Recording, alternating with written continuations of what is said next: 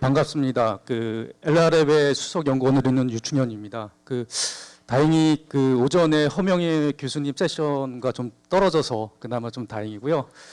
저도 사실 예습을 열심히 하셔서 지금 유인물을 배포를 해드렸더라고요. 그래가지고 안 보시고 유인물을 보실까봐 좀 내용이 업데이트가 됐습니다. 뭐 없는 장표도 들어갔고, 그리고 약간의 동영상 비슷하게 이펙트도 넣었는데 한번 좀 어떻게 봐주실지 모르겠습니다.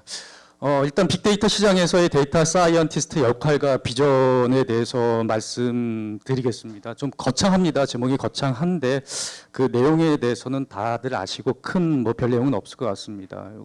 시간이 많지 않은 관계로 제가 96년도에 처음으로 직장 생활을 할 때 IT에 몸담을 때 CRM에 대해서 상당히 좀 이슈가 있었습니다. 그러니까 많이 붐업이 되고 너도 나도 CRM에 대한 얘기를 많이 했습니다. 그러니까 CRM이라고 하면은 일단 용어 자체가 좀 팬시합니다. 그리고 좀 구체적입니다. 뭐 고객의 관계 개선을 위한 어떤 분석이다 이런 측면이 있어서 누구나 다 쉽게 이해를 해왔고, 그러다 보니까 욕구 충만의 탑다운 시행을 많이 했죠. 위에 계신 어떤 사장님들이나 아니면은 중역진들이 오차 모임에서 저기 A라는 회사도 CRM을 했는데 우리도 한번 해봐라 뭐 이런 식으로 탑다운 시행을 많이 했습니다. 그러다 보니까 많은 시행착오가 있었죠. 그래가지고 90년대 중반이나 2000년대 초반에는 많은 회사들이 CRM을 하려고 노력했습니다만은 많은 실패를 거듭했습니다. 물론 지금은 안정화돼서 제대로 CRM을 하지만은 90년도 중반에 어떤 거품이 좀 꺼지면서 이제는 현실적으로 CRM을 잘 기업에 하고 계시고요. 그리고 최근에 이제 빅데이터라는 단어가 많이 회자가 됐습니다. 몇 년 전부터. 근데 빅데이터라는 개념이 무합니다. CRM이라 그러면 명확하게 고객 관계 개선 위한 어떤 분석이다라고 유추할 수 있는데, 빅데이터라고 하니까 상당히 어렵죠. 그러다 보니까 3B 해가지고 벨로시티, 볼륨 여러 가지 이야기를 하고 있습니다만은 아직도 여전히 모호합니다. 그리고 춘추 전국시대죠. A라는 벤더, B라는 벤더, 그리고 솔루션도 여러 가지 솔루션이 각축을 벌이고 있습니다.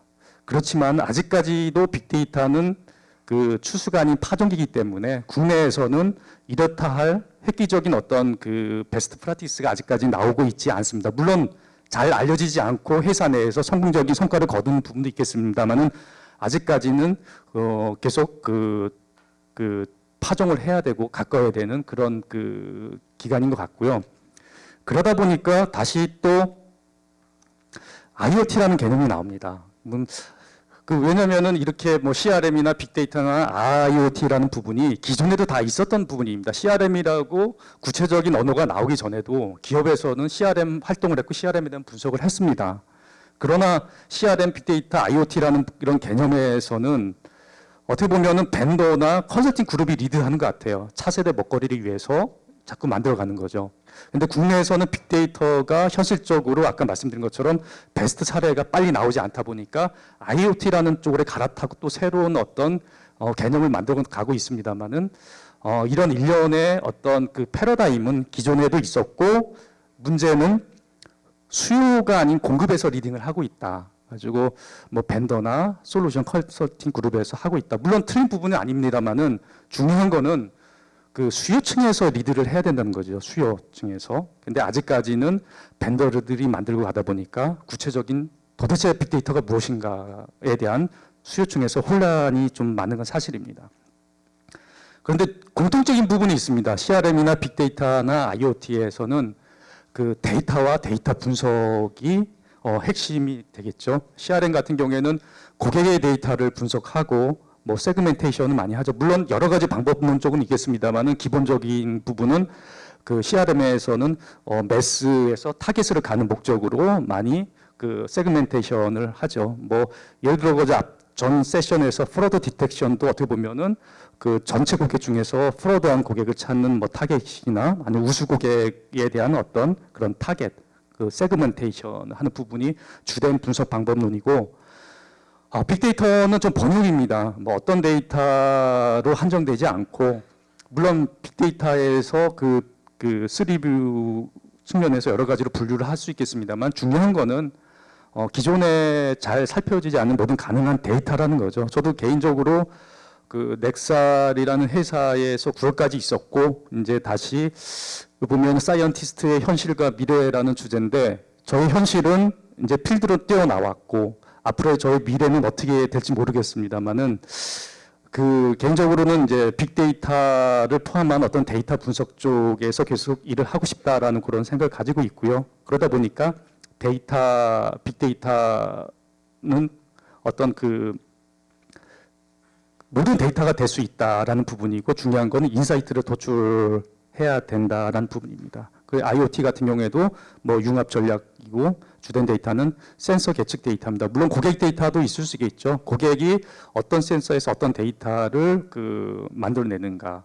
근데 주된 어떤 부분은 인터랙티브한 인사이트입니다. 예컨대 요즘에 스마트폰에서는 뭐 건강에 관련된 여러 가지 이제 센서를 놓고 앱을 만들고 있습니다. 이제 차세대 먹거리는 건강 헬스다, 홈케어다 이렇게 모토를 걸고 하다 보니까 뭐 만보계를 보면은 만보계에서도 보면은 유추하는 거죠. 그 사람이 걸음걸이를 센서 데이터로부터 유추해가지고 어떤 진동을 가지고 인터랙티브하게 인사이트를 도출하는 것.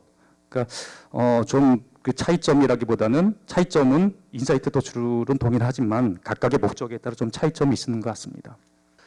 빅데이터 분석 역량 및 R&R에 대해서 정리를 해보면은 제가 오늘 말씀드린 부분은 어떻게 보면은 주관적인 부분이 많기 때문에 혹자분들께서는 공감을 안 하시는 부분도 계실 것 같습니다만은 제 나름대로 그동안의 어떤 경험을 통해서 정리한 바로는 일단은 그 빅데이터 분석의 세 가지 역량 중에서 일단 빅데이터 플랫폼이 있을 수 있겠다라고 생각할 수 있습니다. 기존에 없던 그 솔루션이 나왔죠. 뭐 하둡이라는 뭐 이야기도 많이 회자됩니다. 그리고 어플라이언스 DB라는 부분도 뭐 회자되고 기존에는 물리적으로 수용이 어렵고 여러 가지 그 제약으로 인해서 못했던 부분을 어떤 뭐 병렬 컴퓨팅이나 이런 걸 통해서 가능하게 하고 이런 부분의 어떤 솔루션이 빅데이터 플랫폼이 되겠죠. 그러다 보면은 기존의 데이터 처리 한계를 극복을 했다. 여기서 말하는 처리 한계는 볼륨이 크다에 한정된 건 아닙니다. 물론 볼륨이 큰 부분도 있지만은 좀 지저분하고 복잡하고 이런 데이터를 잘 그 정리해가지고 볼 수 있는 부분도 될 수 있겠고 여러 가지가 될 수 있겠습니다만은 기존의 한계성을 좀 그 극복을 해 주었다라는 부분에 대해서는 의미를 부여할 수 있을 것 같습니다. 아주 수직 가공, 저장, 분석 이런 게 가능한데 중요한 거는 이게 필요 조건이지 충분 조건이 아닙니다. 지금 현재 많은 회사에서 빅데이터 뭐 TF도 만들고 뭐 분석을 하고 있습니다만은 그 많은 분들이 이게 절대적이지는 않습니다만은 그 빅데이터 플랫폼 쪽에 방점을 많이 찍는 것 같습니다. 그러다 보니까 일단은 그 솔루션을 도입하고 그럼 거의 다 되는 것처럼 생각은 하지 않겠습니다만은 비중을 좀 높게 그 두는 편인 것 같습니다. 그 두 번째는 도메인 익스퍼트죠. 비즈니스 모델 방향성 제시를 하는 부분이 가장 중요합니다. 이게 어떤 부분인가 하면은 그 소위 말하는 현업이라고 하죠. 현업에서 그 비즈니스 모델과 방향성을 제시할 수 있습니다. 저희가 프로젝트를 하게 되면은 저런 빅데이터 플랫폼이나 뭐 R이나 이런 그 분석 툴을 가지고 분석을 합니다. 그럼 분석가가 들러붙어가지고 분석을 하는데 프로젝트가 성공하는 필수 조건은 그 프로젝트에 이런 도메인 익스퍼트가 참여를 하셔야 됩니다. 비즈니스 모델에 대해서 고민을 많이 하시고 방향성에 대해서 나름대로 제시를 해 주셔야 됩니다. 그리고 업무의 이해와 데이터의 이해가 필요하죠. 그러니까 이런데 이 데이터는 어떻게 생성이 되고 어떻게 소멸되고 어떻게 변형이 되고 어떤 데이터는 중요하고 중요하지 않다. 이런 부분을 어드바이스 해주는 그 역할이 필요합니다. 그런 측면에서 도메인 익스퍼트가 중요한 하나의 그 핵심 롤로 자리 잡을 수 있다고 볼 수 있습니다. 그리고 뭐 오늘 뭐 주제가 데이터 사이언티스트에 대한 주제이다 만큼 데이터 사이언티스트에 대한 그 R&R도 중요한 부분입니다. 제가 이 동그라미가 어떻게 보면은 비중으로 생각을 하고 이렇게 그 동그라미를 그려봤습니다. 어떻게 보면은 저기 동그라미가 크다는 부분은 그만큼 중요하다라고 생각하는 부분입니다.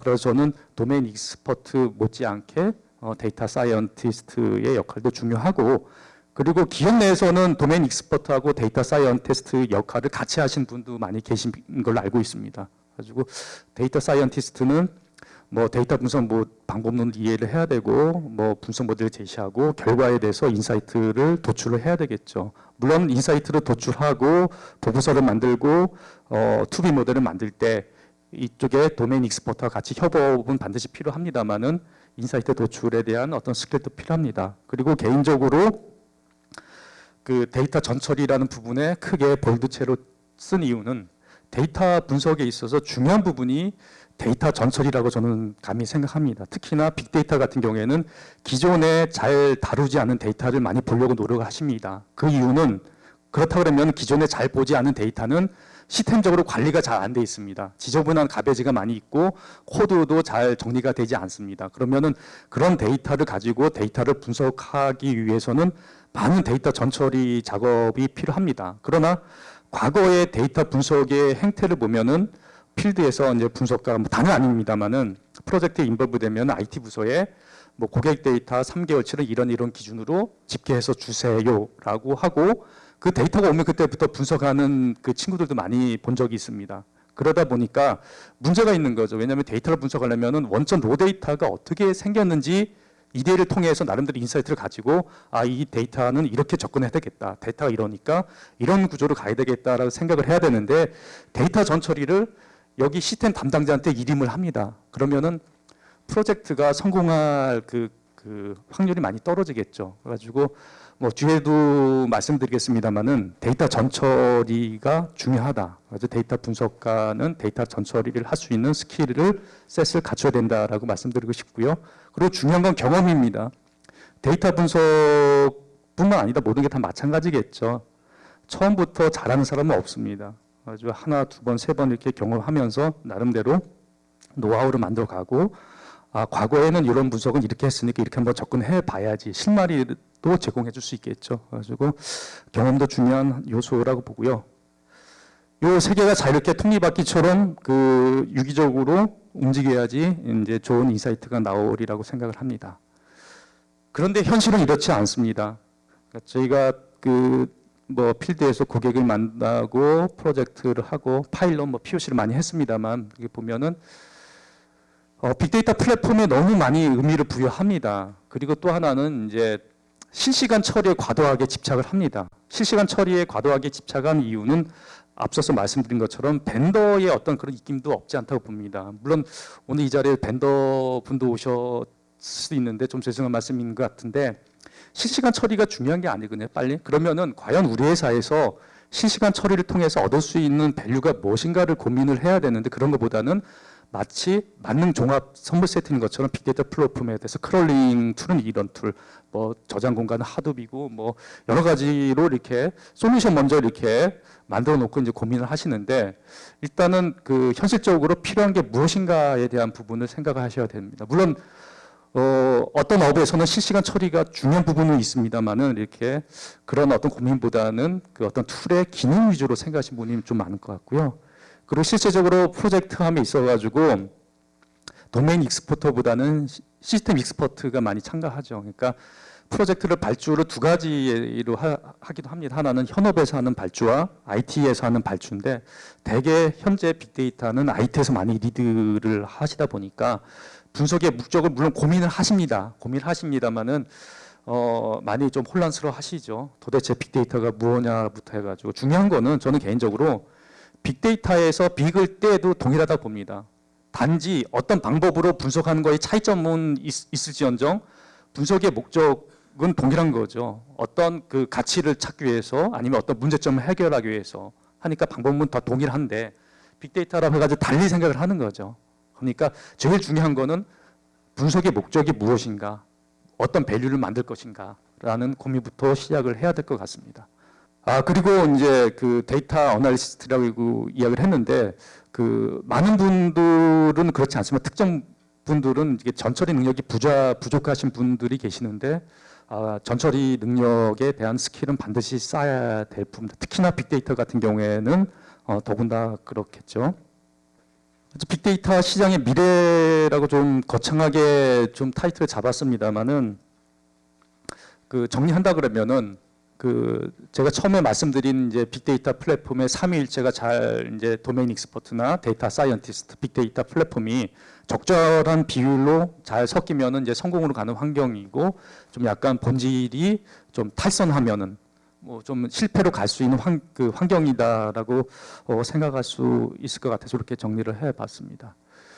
그리고 첫 번째로 이제 빅데이터의 R&R 중에서 첫 번째는 빅데이터 플랫폼에 대해서 이제 말씀을 드리겠습니다. 인사이트 도출을 위한 분석의 기술 요소들이라고 말씀을 드렸죠. 연장이 필요합니다. 뭐 목수도 그렇고, 현장에서 집을 지을 때 목수가 그러니까 목수는 어떻게 보면 데이터 사이언티스트라고 볼 수 있겠죠. 툴이 있어야 됩니다. 그러면은 빅데이터 툴도 보시면은 기존의 툴하고 큰 차이는 없습니다. 여기 빨갛게 이렇게 파선으로 한 표시한 것 중에서 고성능 데이터 처리나 뭐 그런 부분은 좀 차이가 있지만 전체 개념에 대해서는 기존하고 큰 차이가 없습니다. 가지고 저는 개인적으로 이제 그 데이터 분석에 다 중요하지만은 현상의 인지와 원인의 규명이 잘 유기적으로 맞아떨어져야 된다라고 보여집니다. 문제가 발생하고 있는 뭐 문제의식이죠. 지금 제가 말씀드린 부분은 제조 공정의 사례인데, 실시간 쪽에 많이 이야기를 하신 부분이 저런 부분이죠. 지금 공장에서 반도체나 여러 가지 TV를 생산하고 있는데, 어떤 공정의 억전 설비에서 문제가 있어가지고 불량이 많이 나오는가, 이런 거를 찾는 거죠. 현상을 인지를 하고, 그러면은 그 현상에 대해서 왜 그런가를 찾아야 됩니다. 그러면은 A라는 공정에 B라는 설비가 지금 불량률이 갑자기 튀는데 왜 불량률이 높아지는 것일까라는 문제의식을 가지고 원인의 규명을 하는 어떤 분석을 해야 되겠죠. 그리고 현상의 예측 같은 경우에는 뭐 금융 쪽의 파이낸스 쪽에서 포캐스팅 하는 쪽이 뭐 그런 부분인 것 같고요. 그리고 텍스트 메시지라고 제가 놓은 이유는 빅데이터에 대해서 많은 회사에서 이제 고민을 하시다 보니까 기존에 다루지 않았던 데이터를 많이 고민을 하시더라고요. 그런 측면에서 뭐 소셜 네트워크 이런 데이터나 아니면은 콜센터에서 받는 VOC 데이터를 많이 분석하시려고 합니다. 그러다 보니까 텍스트에 대한 솔루션을 많이 찾으시고요. 가지고 뭐 텍스트 메시지도 하나의 중요한 인사이트가 되겠죠. 뭐 이런 구조로 분석의 어떤 플랫폼이 이루어질 수 있을 것 같습니다. 그럼 구조적으로 보면은 원천 데이터에서 일단은 1차적으로 데이터 가공이 이루어지겠죠. 그러면 텍스트 데이터는 뭐 자연어 처리 과정을 거쳐서 뭐 텍스트 마이닝을 하게 됩니다. 그런데 이 텍스트 데이터 분석이 어떻게 보면은 가장 어려운 부분 같아요. 저희도 사실 전 직장에 있을 때 많은 고객님들이 텍스트 데이터에 대한 요구를 많이 하셨는데, 저희는 초기에는 어떤 모르고 뛰어들었다가 그다음부터는 많이 저런 부분은 고사를 하고 프로젝트 안 했습니다. 그 이유는 사실 텍스트 데이터 분석이 상당히 팬시합니다. 팬시하고, 물론 기존의 뭐 인터넷이나 게임 업체, 이런 인터넷 업체 같은 경우에는, 포털 업체는 분석 자체가 텍스트 처리 분석이 주가 되다 보니까 내부에 기술적으로 잘 내재화되어 있습니다. 그렇지만 일반 기업에서 텍스트 분석하는 건 쉽지가 않습니다. 왜냐하면은 텍스트 분석은 언어입니다. 자연어 처리를 통해서 뭐 명사, 뭐 동사, 아니면은 뭐 긍정, 부정을 뽑아내는 게 상당히 어렵습니다. 그리고 어떤 다른 주제를 만났다 그러면 그 다른 주제에 대해서 텍스트에 대한 어떤 전처리를 계속 반복적으로 해야 됩니다. 왜냐하면은 기계가 인식을 못하거든요. 알고리즘이 인식 못하거든요. 사람이 눈으로 보면서 불용어 처리하고 어떤 단어를 취할 것인가에 대해서 분석을 해야 됩니다. 제가 작년인가요? 대전에서 프로젝트를 할 때 자살 관련 데이터 분석을 한 적이 있었습니다. 소방방재청 데이터를 가지고 분석을 하는데, 아쉽게도 소방방재청에서 이제 119 신고가 들어옵니다. 그러면은 뭐 여기가 A 모텔인데요, 문이 잠겨서 따보니까 사람이 목을 메스, 이런 식으로 이렇게 접수가 되는 거를 타이핑을 합니다. 다 접수가 되는데, 아쉽게도 그게 자살이다, 뭐 아니다, 이런 부분에 대해서 시스템이 만들어진 게 최근입니다. 그러다 보니까 어떤 데이터가 자살 데이터인지 데이터로서 알 수가 없습니다. 그래서 신고 데이터를 가지고 정규 표현식 갖다가 뭐 불용어 처리하면서 한 일주일 동안 뭐 분석한 경우가 있었는데 상당히 힘들었어요. 왜냐면은 내용 자체가 자살에 대한 거니까 뭐 약 먹고 죽고 뭐 목매고 죽고 약도 종류가 수십 가지가 되더라고요. 그리고 방법적으로 보면 이 사람이 진짜 자살의 의지가 있는지 어필을 할 건지 그 중도 같은 것도 찾고 이런 일련의 과정이 계속 그 문자를 보면서 하다 보니까 하루 종일 보다 보니까 머리가 아프고 쓰러지겠더라고요. 마음도 우울해지고 가지고 그렇게 분석했음에도 불구하고 100% 분석을 맞췄다고 보기는 어렵습니다. 왜냐하면은 사람의 사고를 어떤 알고리즘으로 아니면은 정규 표현식으로 해가지고 패턴으로 찾기는 어렵죠. 그리고 그 실제로 기업에서 그렇게 분석하실 때 보면은 저런 노력이 많이 들어야 됩니다. 그렇지만은 많은 기업들은 단기간에 성과를 내려고 생각을 하시죠.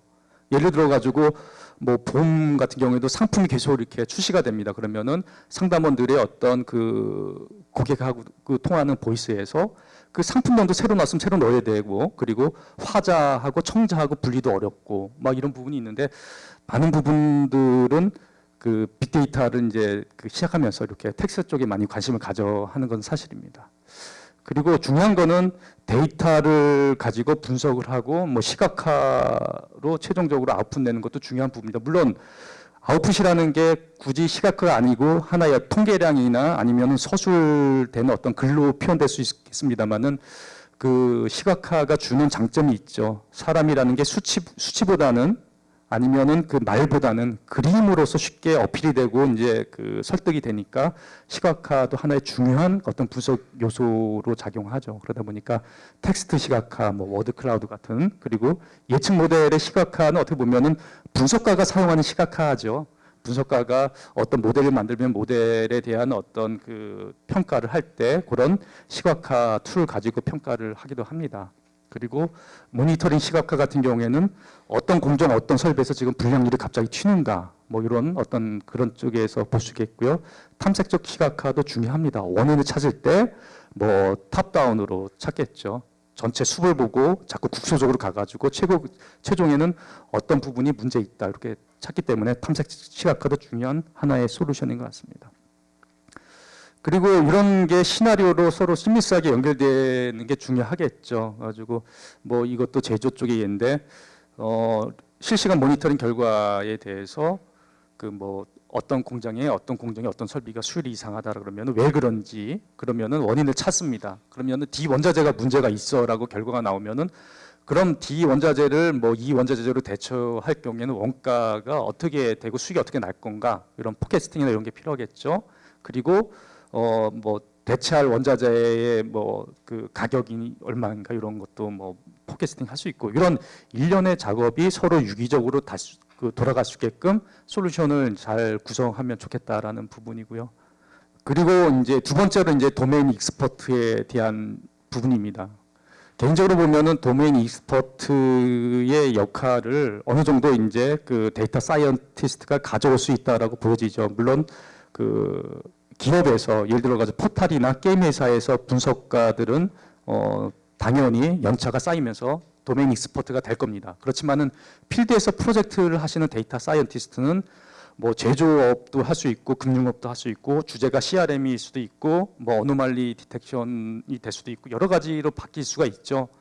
뭐 그럼에도 중요한 거는 결국에는 분석이라는 어떤 모델은 하나의 설계 도면이고 기술이고, 중요한 거는 안에 들어있는 그 내용, 결국에는 비즈니스에 대한 이해가 중요합니다. 가지고 분석하고자 하는 도메인에 대한 비즈니스의 이해가 중요한데, 제일 먼저 이제 맞닥뜨리는 게 비즈니스 데이터의 이해죠.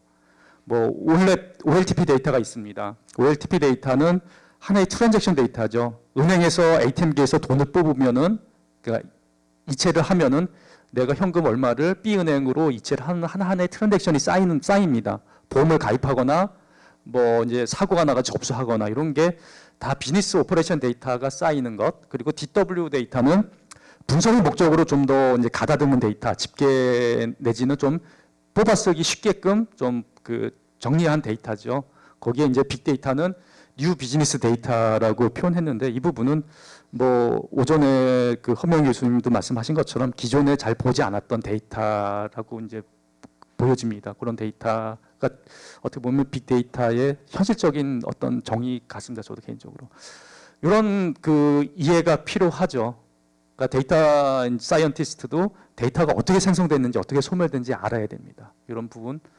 그리고 비즈니스의 이해가 필요하죠. 그래야지 비즈니스를 이해하고 비즈니스에 대한 오퍼튜니티를 찾을 수 있죠. 그래서 오퍼튜니티에 맞게 인사이트를 도출을 하고 그거를 그 오퍼튜니티를 실제로 ROI로 뽑아낼 수 있는 그런 어떤 비즈니스 모델에 대한 것도 제시를 해야 됩니다. 아주 그런 측면에서 그 비즈니스의 이해도 필요하고, 그리고 비즈니스 어널리틱스 이해는 저런 도메인에 여러 가지 방법론이 있다라는 정도만 이해하시면 될 것 같습니다. 중요한 부분은 데이터와 비즈니스에 대한 이해도 중요하다라는 부분이고요. 그러나 막상 이제 필드에서 프로젝트 하다 보면은 데이터 사이언티스트한테 요구를 하십니다. 빅데이터를 활용한 비즈니스 모델을 제시해 달라고 합니다. 어떻게 보면 좀 황당하더라고요. 왜냐면은 이런 부분이죠. 건물주가 집을 지을 때 나는 이런 집을 지어줘라고 해가지고 얘기를 해야 되는데 제가 어떤 집을 지을까요? 라고 목사한테 이야기를 듣는 거하고 좀 같은 맥락이라고 봅니다. 가지고 왜 그런가 하면은 도메인 익스퍼트가 긴밀하게 협업이 없었기 때문입니다. 내가 과연 현업에서 그동안 5년 동안 고민했던 이런 풀어야 될 숙제가 있는데 이게 요 새로운 데이터로 풀 수가 있을까? 그걸 갖다 이런 어떤 시나리오를 만들어가지고 비즈니스를 만들면 인사이트를 도출하면 그거를 현장에서 적용해가지고 어느 정도 이득을 낼 수 있을까? 이런 고민을 많이 하셨어야 되는데 IT 주로 하다 보니까 고민이 좀 덜 되다 보니까 데이터 사이언티스트한테 저렇게 요구를 합니다. 그러나 데이터 사이언티스트는 컨셉츄얼하게 이야기는 할 수 있지만은 실현성이나 실용성은 떨어지죠. 저런 부분은 도메인 익스퍼트가 커버를 해줘야 되겠죠. 그리고 합리적인 분석 방법론을 제시할 수 있습니다. 예컨대 포캐스팅 할 때 이런 방법론이 사용할 수 있을 거야라고 고민해가지고 제시할 수는 있겠죠. 거기에 업무적인 해석이나 업무적인 지원을 도메인 익스퍼트가 지원을 해 주어야 됩니다. 이게 잘 협업이 돼야지 빅데이터 프로젝트가 나름대로 성공할 수 있는 개연성이 높아진다고 볼 수가 있겠습니다. 이제 본격적인 이제 데이터 사이언티스트의 주제로 들어옵니다. 저희가 2002년도에 상암 경기장에서 제일 가까운 아파트 단지에 제가 살았습니다. 물론 전세로 살았죠. 그때 마침 축제 같은 분위기에서 저희가 사강까지 올라갔는데 저희가 사강까지 간 이유 중에서는 여러 가지 이야기가 있죠. 히딩크 감독이 어떤 연고나 인주를 파괴한 어떤 선수 등용이라는 얘기도 있겠습니다만은 개인적으로는 멀티플레이어처럼 이렇게 혹사시켰죠. 공격수도 수비수의 체력을 이제 갖게끔 했고 수비수도 수비만 한 게 아니라 공격도 하고 이제 어떻게 보면은 데이터 분석가 측면에서는 되게 안 좋은 겁니다. 회사에서 일을 많이 시키죠. 기존에는 하나만 할 거를 이제 웬 전처리까지 하라고 해? 이렇게 하는 거죠. 그러나 제대로 하기 위해서는 그런 부분이 두 가지의 어떤 역할이 잘 믹스가 돼야지 제대로 할 수 있겠다라고 생각이 듭니다. 왼쪽의 장표는 많이 보셨던 장표인 것 같습니다. 오른쪽에도 왼쪽 장표하고 크게 다르지 않습니다만 제가 한 몇 개 정리해봤고요. 결국에는 데이터 사이언티스트의 어떤 핵심 요소는 스킬은 일단은 조작을 해야 됩니다. 데이터 조작을. IT 부서에서 데이터를 말아준 거 가지고 분석을 한다는 그런 관행에서 이제 벗어나야 될 겁니다. 이제 앞으로는 최소한의 본인이 데이터를 주물러야 되겠고요. 그러다 보니까 애그리게이션이나 클렌징이나 익스트랙트 트랜스포메이션 이런 부분이 필요한 조작 기술이 되겠죠. 저런 측면에서 앞서 파이썬이라든가 파이썬도 많이 쓰이죠. 자바도 많이 씁니다만 R하고 파이썬하고 많이 융합해서 쓰는데 알로도 데이터 조작이 용이하지만 좀 파이썬이 저런 부분에서는 좀 더 성능이 있죠. 그러다 보니까 그런 어떤 스크립트 랭귀지 툴에 대한 기술도 요구하고요. 그리고 분석에 대한 스킬. 저는 EDA가 어떻게 보면은 탐색적 데이터 분석이 통계 쪽에 포함이 됩니다만은 제가 굳이 뺀 이유는 저는 개인적으로 저도 통계를 전공했습니다만은 공부했습니다만은 대학교 때 기초 통계학을 들을 때 앞부분에 기술 통계를 배웁니다. 통계량을 배우죠. 산포도 대표값 배우고 뒤에 예측 통계라고 좀 거창한 말을 합니다. 가설 검증하는데 그때는 좀 어줍지 않게 기술 통계는 별거 아니고 예측 통계가 제대로 된 통계야라고 생각했는데 실제로 필드에서 일하다 보니까 제일 중요한 게 저는 EDA라고 봅니다. 데이터를 보고 그 탐색을 해서 데이터가 어떻게 생겨먹고 어떤 관계가 있는지 보고 그게 어떻게 보면 중요한 부분이죠. 그리고 비주얼라이제이션도 중요한 부분입니다. 그리고 이해는 이제 도메인에 대한 이해가 필수적이겠죠. 그리고 뭐 중복됩니다만은 그 데이터 분석가가 하는 일은 뭐 데이터를 준비를 하고 분석을 하고 결과를 정보화하는 부분입니다. 그러다 보니까 뭐 오른쪽에 있는 뭐 보고서를 작성을 해야 되고 그리고 분석 결과를 해석해야 되고 분석 결과를 보고 해야 되는 이런 기술이 필요합니다. 그러다 보니까 논리적 사고력도 필요합니다. 물론 수리적인 부분은 기본적으로 갖춰야 되겠지만 논리적인 사고력도 필요하고 그 커뮤니케이션 스킬도 중요합니다. 그런 부분에도 이제 좀 중요한 부분 같고요. 그러면은 그 가장 먼저 갖춰야 될 역량은 무엇인가라는 부분인데 이 부분은 어떻게 보면 오늘 오신 분들이 기업에서 오신 분도 있겠지만은 나는 이제 앞으로 직업을 데이터 사이언티스트로 이제 잡았어 가지고 이렇게 분석을 하고 싶어라고 하는 학교에서 오신 분도 계실 줄 압니다. 그래서 이런 부분은 어떻게 보면은 이제 막 그 데이터 분석을 데이터 사이언티스트를 염두에 두신 분한테 좀 이야기를 드린 부분 같습니다. 제일 먼저 이제 문제를 제기하면은 마이닝 툴에만 익숙한 부분이 있습니다. 그러니까 특정 벤더 제품을 말씀 안 드리겠습니다만은 마이닝 툴의 장점은 쉽게 잘 돼 있습니다. 그래가지고 머신러닝 기반의 그 뭐 클래시피케이션 모델 중심으로 해가지고 여러 가지 모델 그러니까 이렇게 드래그 앤 드롭을 해가지고 그 좀 결과를 내는 부분이 있는데 그 마이닝 툴의 특징은 어떻게 보면 기성복 같아요. 그래서 기성복 같다 보니까 누구나 어떤 목적에 맞춰가지고 쉽게 결과를 유출을 할 수 있다는 거죠. 그러다 보니까 마이닝 툴을 가지고 계속 하시던 그 분석가들은 어떤 그 패턴에 대해서만 익히는 거죠. 요거는 요렇게 해가지고 이렇게 해야 된다라는 부분만 익히는 건데 중요한 거는 수리적인 백그라운드에 대해서 고민이 필요하다는 거죠. 특히나 빅데이터 같은 경우에는 과거에 어떤 팬시하게 잘 그 정리된 데이터가 아니다 보니까 애독하게 임기응변이 많이 필요합니다. 그럴 때 중요한 거는 수리적인 백그라운드가 없으면 좀 부족하거든요.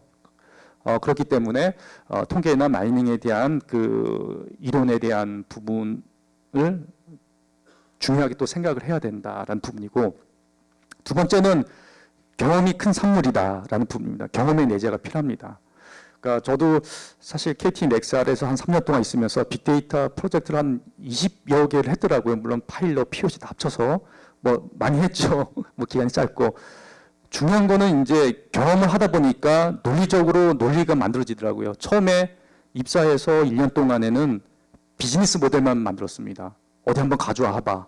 비즈니스 모델을 만들어서 가져와 봐. 뭐 이런 요구를 많이 하시다 보니까 소설을 쓰는 거죠. 제가 통신사 데이터는 잘 모르고 금융은 잘 모르는데 나름대로 개연성 있게 접근한다라고 논리적으로 접근한다고 하더라도 그게 좀 우스운 내용이 많겠죠. 그리고 분석 모델을 만들어도 현실적으로 많이 떨어집니다. 그러니까 중요한 건 그러다가 나름대로 이제 프로젝트를 경험을 하면서 정리가 되고 경험이 중요한 요소가 되는데 경험의 내재가 머릿속에만 들어있으면 안 됩니다. 그래서 요즘에 보면은 아래서 보면은 리프로듀시블 리서치라고 해가지고 SWIV라는 거 혹시 들어보신 분 계시나요? 그 마크다운이나 리터 이게 뭔가 하면은 그 결과물이 이제 문서로 나옵니다. 레이텍에 대한 PDF도 나오기도 하고 그 HTML로도 나오는데 문서에 그 코드하고 설명하고 데이터하고 믹싱이 된 겁니다. 그래가지고 데이터만 바뀌면은 그 포맷대로 결과가 나오는 거죠. 그러면은 내재해야 된 부분을 저런 그 리프로듀시블 리서치라는 그런 걸로 만들어가지고 자기 무기를 만들 필요가 있겠습니다. 세스 같은 경우에는 세스 위브라는 게 있다고 들었습니다. 저는 안 써봤습니다만은 S 위브는 써봤습니다만 퀄리티가 상당히 좋습니다. 되게 유용하더라고요. 가지고 혹시 R을 사용하신 분이면 돌아가셔서 니터나 마크다운 한번 보시고 저런 부분에 대해서 한번 공부를 하는 것도 좋다고 생각합니다. 그리고 데이터를 잘 다룰 수 있어야 됩니다. 가지고 SQL은 필수입니다. SQL은 필수고 정규 표현식이나 스크립트 언어도 중요한 하나의 요소입니다. 뭐 정규 표현식 스크립트까지 너무 어려워. 나한테 너무 많은 걸 원하는 거 아니야? 이렇게 생각하신 분은 SQL이라도 반드시 익히시기 바랍니다. 물론 SQL을 다들 아신다고 뭐 생각합니다만은 중요한 부분이고 그리고 커뮤니케이션이다 보니까 보고서 프레젠테이션도 중요합니다. 가지고 논리적인 사고력, 논리적인 문서 작성이 중요하고 그리고 저 부분도 필요합니다. 어이없는 상황을 이겨내는 강한 멘탈. 말도 안 되는 요구를 하시기도 합니다. 그런 거를 참아내죠. 아까 보면은 의리 그 인격을 만든다고 뭐 전 세션에 말씀하셨는데 저도 공감을 하는데 이겨내셔야 됩니다. 굴복돼서는 안 되고요. 그리고 중요한 거는 정직과 신입니다. 데이터 분석에서 100% 성공한 케이스는 없습니다. 분석을 해가지고 제대로 답이 안 나올 때도 포장하지 말고 현실 그대로 그 레포팅을 해야 되고 문제는 대안은 제시해야 되겠죠. 저희가 빅데이터 프로젝트를 할 때 우리는 데이터가 다 준비가 돼 있어. 한번 분석해봐.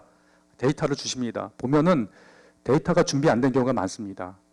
뭐 코드도 그렇고 여러 가지로 준비 안 된 데이터가 많다는 거죠. 그렇다 그러면은 지금 어떤 데이터가 뭐가 문제인지도 레포팅을 해야 되는 거죠. 예컨대 수율 분석을 합니다. 수율 분석을 하는데 분량에 대한 카운트를 합니다.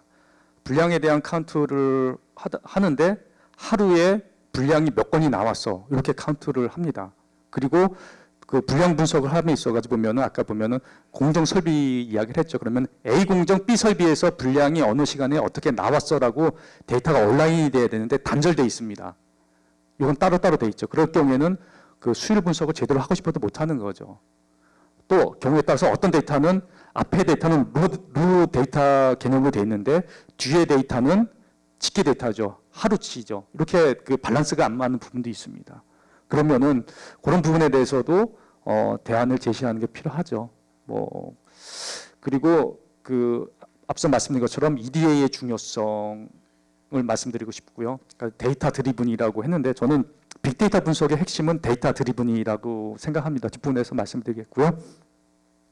비전을 고민해보자라고 했는데 고민보다는 잔뜩 겁만 준 것 같아요. 일단 밑에 거 볼게요. 수요와 공급의 불균형입니다. 사실 제가 전 직장에서도 팀원을 충원하기 위해서 노력했습니다만 필드에 사람이 없습니다. 그런데 몸값은 안 오르더라고요. 가지고 어떻게 보면은 그 직업으로서 중요한 게 몸값이 있는데 이게 시장에서 이게 좀 개선이 돼야 되겠죠. 왜냐하면 과거에 IT에 관행이 있다 보니까 데이터 분석가를 그렇게 보지 않습니다. 특히 공군 같은 경우에는 데이터 분석가라는 그런 그 어떤 돈을 지불하는 그런 용역이 없는 것 같아요. 개발자는 있어도 데이터 분석가라는 그런 계정 과목이 없는 것 같습니다. 중요한 부분인데 저게 빨리 좀 개선이 돼야 되겠고요. 그러면 비전이 무엇이냐, 뭐 재미가 있냐, 자기 만족이냐, 명예냐, 회사에 대한 기여도 여러 가지 있는데 저는 개인적으로 재미가 있고 좀 자기 만족을 하고 있습니다. 뭐 중요한 거는 또 연구 학습과 실무가 병행이 가능해야 되는데 제가 여기서 화두 던진 거는 뒤에도 뭐 패널 세션도 있을 건데 아마 오늘 이런 쪽에서 많이 이야기를 하실 것 같은데 저는 어떻게 좀 부정적으로만 쓴 것 같아요. 근데 전혀 그렇지는 않다라는 걸 좀 이해를 해주시고요. 그러면은 이제 데이터 사이언티스트를 한번 나눠봤습니다. 두 가지로 이제 볼 수가 있겠더라고요. 하나는 SM형, SI형. SM형은 그 회사에 소속돼서 회사의 데이터. 그 앞서서 이제 그 악사에서 오신 분도 계셨는데 그런 케이스겠죠. 회사의 주제에 대해서 회사 내부에 그 분석을 하다 보니까 규모가 큰 대기업이고 게임 포털 업체 등이 주가 됐고요. 근무 환경이 안정적입니다. 그리고 업무 전문가를 겸하고 분석 주제가 다양하진 않죠. 이거는 상대성입니다. 그러니까 SI보다는 다양하지 않다라는 거죠. 그 자체가 다양하지 않다는 건 아닙니다. 그리고 수요가 많지 않습니다. 그런 사람들을 뽑는 회사는 저런 대형 큰 규모의 회사이기 때문에 수요가 많지 않고요. 근데 현실적인 문제는 그 반복되는 유사한 분석으로 매너리즘에 빠질 수가 있습니다. 저도 SM에서 일해봤지만은 다는 그렇지는 않습니다. 계속 반복적인 일을 하다 보니까 좀 매너리즘에 빠질 사람도 있고 아니면 그게 천성인 사람도 있습니다. 이거는 다 캐릭터에 따라 좀 다르고요. SI형은 이제 소위 말하는 프로젝트죠. A 사이트, B 사이트, C 사이트 막 뛰어다닙니다. 저도 3년 동안 20개 정도의 프로젝트를 했는데 파견되어서 하다 보니까 지방에까지 가서 하기도 합니다. 그리고 근무 환경이 안정적이지 않죠. 그러나 장점은 다양한 도메인에 다양한 데이터를 다양한 분석 방법으로 사용할 수 있는 경험을 쌓을 수 있다는 거죠. 젊어 고생은 사서도 한다고 젊었을 때는 한번 저것도 뭐 괜찮지 않나 생각을 합니다. 근데 공급이 많지 않고 좀 기피 현상을 갖고 있는 분도 있습니다. 그러다 보니까 프로젝트를 이념으로 SM 데이터 사이언티스트 사이언티스트로 이직하는 경우도 많다라는 내용이 있더라고요. 뭔가 하면 실질적으로 보면은 A라는 회사에서 SI형 데이터 사이언티스트로 일을 합니다. 일을 잘했어요. 그럼 나중에 이제 여기 결혼이 생기고 수요가 있을 때 연락 옵니다. 당신 우리 회사에 들어와 볼래?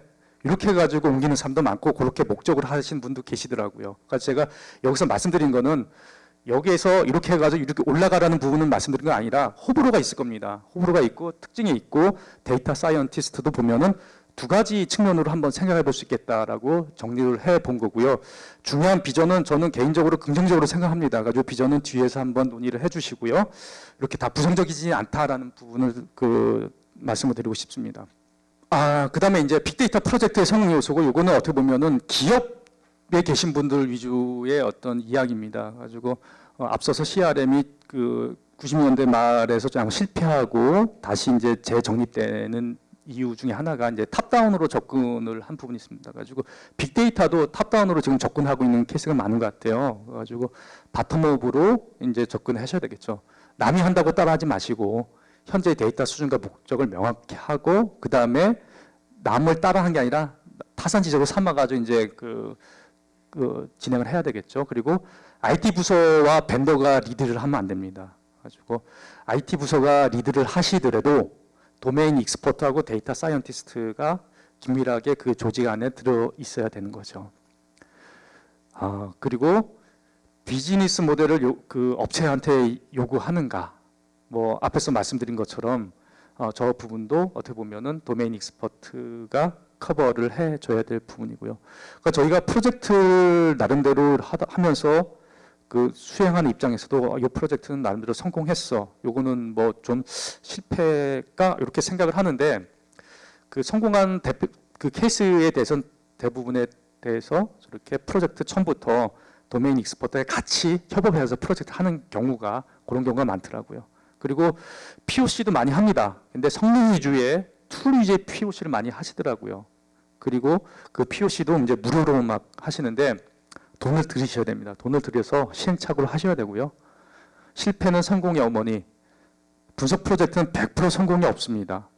냉철하게 말하면 물론 그 필드에서는 다 프로젝트가 성공합니다만은 물론 저거에 대한 어떤 지표가 어떻게 잡는지에 따라 다르겠습니다만은 항상 부족한 게 사실입니다. 그래도 파일럿이라도 먼저 분석을 해보면 지금 우리가 뭐가 문제인지를 알 수가 있거든요. 그렇기 때문에 툴을 먼저 도입하는 것도 중요하지만은 그 파일럿이나 그런 프로젝트 통해 가지고 실제로 한번 데이터를 보고 분석을 하셔야 되겠고요. 그리고 텍스트 마이닝, SNS 분석도 중요하지만은 그 많은 고객분들은 좀 그 현실성과 좀 떨어진 부분이 있는 것 같고요. 말씀인 것처럼 저게 나쁘다는 건 아닙니다만은 제대로 진짜 돈을 들인 만큼 값어치를 뽑아내기 위해서는 많은 비용과 시간이 필요하다는 의미입니다. 그러니까 저게 나쁘다는 의미는 아니고요. 그런 거를 한번 다시 상기를 하셔야 되겠고요. 실시간 분석에 집착하지 말고 배치 분석을 먼저 해야 되는 거죠. 앞에서 말씀드린 것처럼 현상을 인지하고 그 현상에 대해서 원인을 찾는 그런 게 서로 유기적으로 운영이 돼야 되겠다라는 부분이고요. 그래서 뭐 성공 요소를 정리해 보면은 데이터 드리븐인 것 같아요. 가지고 보면은 실제로 프로젝트를 하다 보면은 의외로 데이터의 정합성이 떨어지고 스펙대로 만들어지지 않은 경우가 많습니다. 데이터 거버넌스를 먼저 해야 되겠죠. 가비지 인 가비지 아웃입니다. 예컨대 이것도 사례입니다만 인터넷에서 록을 가지고 웹록을 가지고 누가 이제 해킹의 의도를 가지고 정보 유출의 의도를 가지고 접근한 것인가를 찾아내는 이제 프로젝트의 경험이 있습니다. 근데 막상 데이터를 봤는데 문제가 있는 거죠. 웹로그 같은 경우에는 아시겠지만 어떤 페이지가 언제 시간에 클릭이 됐다라고 이야기를 해서 클릭 스트림이라고 보통 얘기하죠. 그러면은 시간이 있고 누가 어떤 페이지를 봤냐라고 이야기를 합니다. 그런데 누가가 IP로 되어 있습니다. IP로. 그럼 IP로 되어 있다 그러면은 홍길동이라는 사람하고 춘향이라는 사람이 같은 IP로 묶일 수 있겠죠. 저희 집도 통신사에 이제 인터넷을 사용하는데 그 인터넷에서 모든 사람에게 퍼블릭 주소를 줄 수는 없잖아요. 그러다 보니까 많은 부분이 동일한 IP로 이제 들어올 수 있다는 거죠. 특정 회사 같은 경우에는 뭐 직원이 3,000명인 회사도 하나의 IP로 나갈 수가 있거든요. 그럴 경우에는 그 IP를 가지고 누가 해킹했는지 찾아내기 어렵죠. 그러기 위해서 물론 과거에 CRM 때문에 웹로그에다가 고객 아이디를 넣는 경우가 있겠습니다만은 실제로 봤더니 고객 아이디가 없고 고객 아이디를 넣으려고 그러면은 시스템을 다 바꿔야 됩니다. 이렇게 힘든 경우가 있어요. 그러다 보니까 그 빅데이터를 하기 전에 데이터 거버넌스를 먼저 고민을 해 봐야 되는데, 물론 데이터 거버넌스에 대해서 많은 기업에서 이미 진행하고 했던 걸로 알고 있습니다만은 많이 부족한 게 사실입니다. 그래가지고 데이터 중심으로 가기 위해서는 현재 우리 데이터의 수준과 그런 그 내용을 알아야 되겠고요. 그리고 기존에 안 다루던 데이터를 찾다 보니까 뭐 VOC나 SNS, 웹로그로 생각을 하시더라고요. 그거보다는 새로운 데이터 찾는 것도 중요하지만은 기존의 데이터 분석에 답습을 버리고 새로 이제 접근하는 방법이 중요한 거죠. 데이터 중심으로 새로 접근해보자라는 것도 중요합니다. 가지고 핵심은 모델이 아닌 파생 데이터죠. 뒤에 말씀드리겠습니다. 그리고 간단한 집계로도 인사이트가 도출이 됩니다. 빅데이터에서는. 그리고 클렌징이 관건이고요. 뭐 간단한 집계로도 인사이트가 도출된다. 요거는 그냥 개념적인 겁니다. 뭐 이거 알로 그린 건데 빅데이터다 보니까 데이터가 양이 많죠. 요거는 그냥 제가 개념적으로 설명드리려고 임의로 만든 데이터입니다. 요게 10만 개의 이제 정규 난수를 발생한 거죠. 플로팅 하면 이렇게 보입니다. 저게 더 많아지면은 이 까만 색종이처럼 이렇게 보여지겠죠. 그러면은 빅데이터가 볼륨 측면에서 아니면은 뭐 다른 측면에서 볼 때 저렇게 패턴을 찾아내야 되는 노력이 필요합니다. 가지고 저런 부분에서는 앞서 말씀드린 것처럼 데이터 전처리나 이런 그 기술이 필요하고, 두 번째는 기존에 관리가 안 되던, 기존에 잘 안 보아던 데이터다 보니까 그 가베지 데이터가 많습니다. 실제로 봤더니 뭐 요거는 예시로 정규 분포를 예를 들었습니다만 분포도 정규 분포를 안 따는 게 태반이고요. 저런 가비지 때문에 EDA 할 때도 상당히 애를 먹습니다. 그래가지고 일단 클렌징을 하면은 저게 이제 어떻게 보면 아웃라이어겠죠. 뭐 가베지가 될 수도 있고 저거 빼고 돌렸더니 이렇게 제대로 분포가 나오죠. 이런 식으로 탐색을 깊이 하기 위해서는 그 전처리의 어떤 중요한 부분이죠. 물론 이런 거를 할 수 있는 툴이 있습니다만은 그런 잘 조작을 다루지 않으면은 저렇게 정보를 뽑아내지 않고 이렇게 데이터 집계해서 분석하실 수도 있습니다. 그러기 위해서 데이터 사이언티스트의 그 역량 중에서 그 전처리가 중요한 부분 같고요. 그리고 이제 양적으로만 보시더라고요. 그 볼륨만 보시는데 물리적인 제약으로 다루지 못했던 데이터는 데이터가 크다는 물리적인 부분이 아닙니다. 그래서 저희가 프로젝트를 많이 해봤는데 볼륨 쪽에서 이제 진짜 빅데이터에 스러운 거는 몇 개 안 되더라고요. 뭐 자동차나 뭐 큰 뭐 회사 아니면은 다 작은 데이터입니다. 작은 데이터로 많이 했었고요.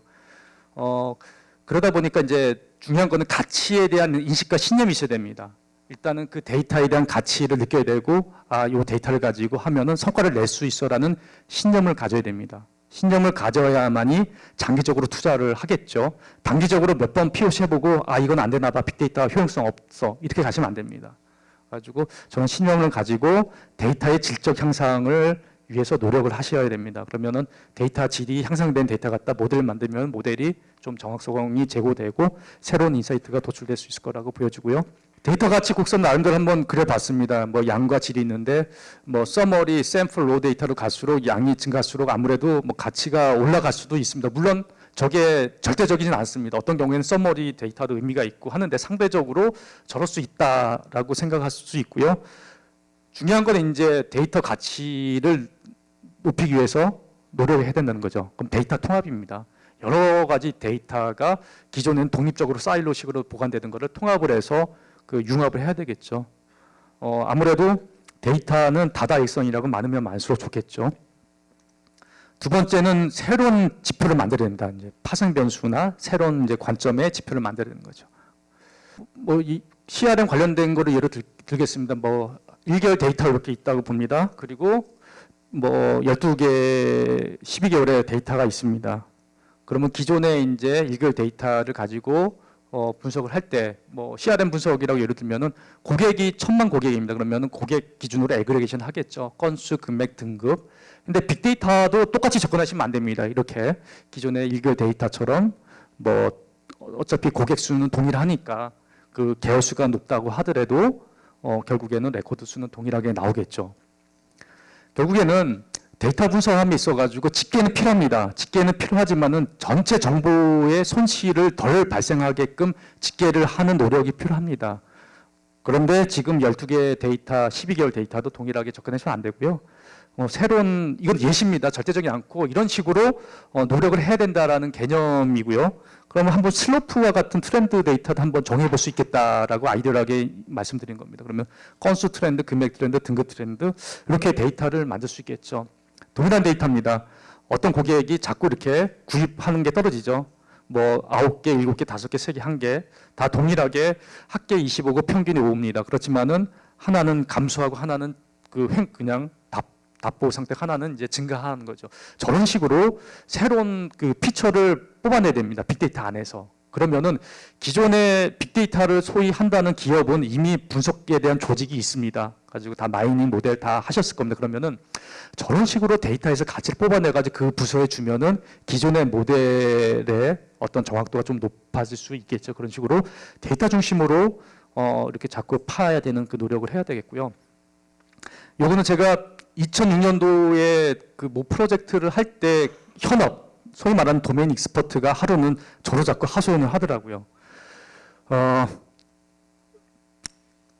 읽겠습니다. 센서 데이터가 어마어마하게 쏟아지죠. 근데 저장의 한계로 특정 단위 시간 안에 애그레이션을 한답니다. 예를 들어 가지고 예시입니다. 1초에 한 10,000건 정도의 데이터가 떨어진다고 하면은 1초 단위로 저장하기 위해서 그냥 10,000개를 산수 평균으로 이렇게 저장을 하겠죠. 쉽게 생각하면. 그리고 그 센서가 이게 LCD 같은 경우에 처음 지금 보면은 TV나 모니터가 40인치, 20인치 하지만은 처음에는 큰 글라스에서 시작합니다. 그러면은 온도를 재는 센서가 여러 가지가 있는데 이 센서에 대해서 가중 평균 없이 다 동일하게 이렇게 집계도 할 수 있겠죠. 이런 식으로 하는데 이게 맞는 방법인가요? 저거는 맞는 방법을 물어보기보다는 이제 하소연을 하는 거죠. 근데 제가 빅데이터 플랫폼이 나오고 나서 보면 저게 진짜 빅데이터 분석 프로젝트로 해서 성공할 수 있는 케이스겠다라고 생각이 들더라고요. 뭔가 하면은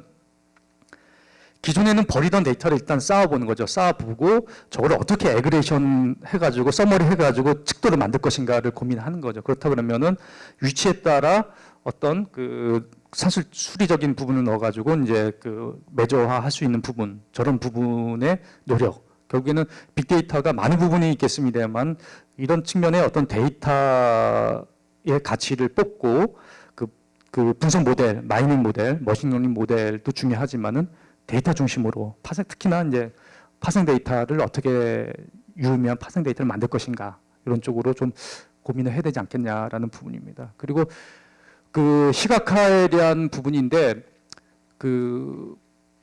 백수의 불여일화 제가 이런 얘기를 많이 하는데 앞서서 말씀드린 것처럼 통계량으로 설명한 것보다 이렇게 그림으로 그려보면 쉽게 이해가 되는 부분이죠. 요거는 어떤 케이스인가 하면은 모 제조업체에서 이제 품질 검사를 합니다. 양품인가 불량인가를 품질 검사를 하는데 품질 검사하는 항목이 400여 개가 된다고 하더라고요. 근데 400여 개를 다 하다 보니까 비용이지 않습니까? 비용인데 사람이란 게 관습이란 게 과거에 선배가 측정했던 그런 측도를 버리지 않고 계속 쌓아가는 거죠. 처음에는 10개였으면 20개, 30개 되면서 400개까지 왔을 겁니다. 근데 어떤 거를 버리면은 좀 비용이 세이브 될 텐데 고민을 하는 거죠. 그때 분석했던 케이스인데 유사도가 높다는 거는 빼버리면 된다는 거죠. 빼고 하나만 누면 된다는 거죠. 그런 관점에서의 시각화를 이렇게 좀 분석했던 케이스고 그런 유사한 케이스, 다른 케이스입니다. 그리고 마지막으로 비주얼라이제이션의 중요성에 대해서 말씀드리면은 제가 팝송을 좋아하는데 올드 팝송을 좋아합니다. 브래드라는 미국 가수가 이제 이프라는 노래, 되게 감미로운 노래인데요. 얼굴 봐서는 감미로운 이제 음악이 아닐 것 같은데 가사가 이렇게 시작합니다. 영어로 나오는데 제가 번역을 제가 하지 않고 인터넷에서 이제 번역한 거를 붙였습니다. 만약에 한 장의 그림이 수천 마디 말을 그려낸다면 왜 나는 당신을 그릴 수 없겠어요. 그러니까 당신에 대한 애절함을 표현한 거죠. 그러니까 수천 마디의 말을 한 장의 그림으로 그릴 수 있다면 이게 중요한 키워드 같습니다. 보면은 페이스북에 있는 인턴이 R로 그렸습니다. 물론 R로 절대적으로 R로 먼저 그리고 뒤에 후처리를 했는데 이게 페이스북에 이제 팔로워들의 어떤 릴레이션을 그림으로 그린 거죠. 이걸 어떻게 표현할 수 있겠습니까? 통계량이나 말로. 근데 한 장의 그림으로 모든 게 해소가 되지 않습니까? 이거를 말로 표현한다 그러면 되게 어려울 것 같아요. 여기 보면은 미국에서는 동부 쪽이 사람들이 뭐 트위터를 많이 사용하고요. 여기 하와이하고 연결이 많네요. 그리고 보니까 중국이나 소련은 없고요. 러시아는 없고 뭐 우리나라도 남한만 있는데 여러 가지 이야기거리가 많습니다만은 그림 하나로 모든 게 다 해결이 됩니다. 이런 것처럼 비주얼라이제이션의 중요성이 특히나 이제 빅데이터 영역에서 중요한 하나의 그 솔루션으로 자리매김하고 있다라고 보여집니다. 그래서 다시 정리를 하면은 데이터 드리븐, 데이터 중심으로 가야 된다. 그리고 비주얼라이제이션도 중요한 솔루션이기 때문에 비주얼라이제이션도 중요하게 생각해야 된다. 그리고 지금 이제 데이터 사이언티스트를 꿈꾸시는 분들이 계시다면은 데이터 전처리는 본인이 스스로 할 수 있도록 SQL 정도는 하셔야 된다라는 정도. 그리고 비전에 대해서는 뒷세션에 좀 넘겨드리겠습니다. 예, 이걸로 마치겠습니다.